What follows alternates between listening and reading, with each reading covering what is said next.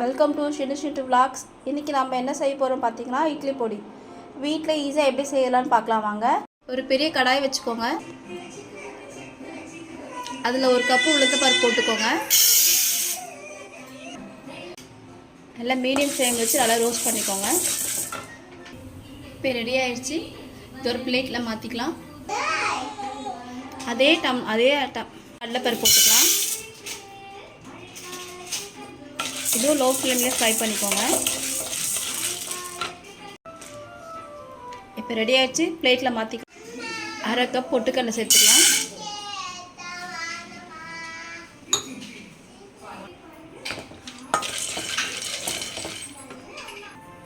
பிளேட்டில் மாற்றிக்கலாம்.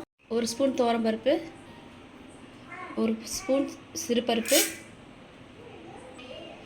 ஒரு ஸ்பூன் மிளகு, அரை ஸ்பூன் சீரகம். இது நல்லா கொஞ்சம் ஃப்ரை பண்ணிக்கலாம். பிளேட்டில் மாற்றிக்கலாம். 2 ஸ்பூன் எண்ணெய் விட்டுக்கலாம். எண்ணெய் காஞ்சதும் ஒரு 10 பூண்டு போட்டுக்கலாம். ஒரு 20 காஞ்ச மிளகாய் போட்டுக்கலாம்.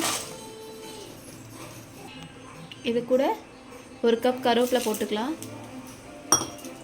கல்லுப்பு கொஞ்சம் போட்டுக்கலாம். கொஞ்ச நேரம் ஆறட்டும். பருப்பு சேர்த்துக்கலாம். தூள் சேர்த்துக்கலாம். மஞ்சள் சேர்த்துக்கலாம். ஒரு பிளேட்டில் கொட்டிட்டு ஆற வச்சிடலாம். ஸ்பூன் நல்லெண்ணெய் ஊற்றிக்கோங்க.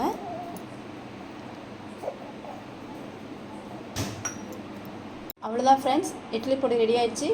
நீங்களும் வீட்டில் ட்ரை பண்ணிவிட்டு எப்படி இருக்குன்னு பார்த்துட்டு சொல்லுங்கள் ஃப்ரெண்ட்ஸ். மறக்காமல் சேனல் சப்ஸ்கிரைப் பண்ணுங்கள். தேங்க்ஸ் ஃபார் வாட்சிங் ஷிண்டு விளாக்ஸ்.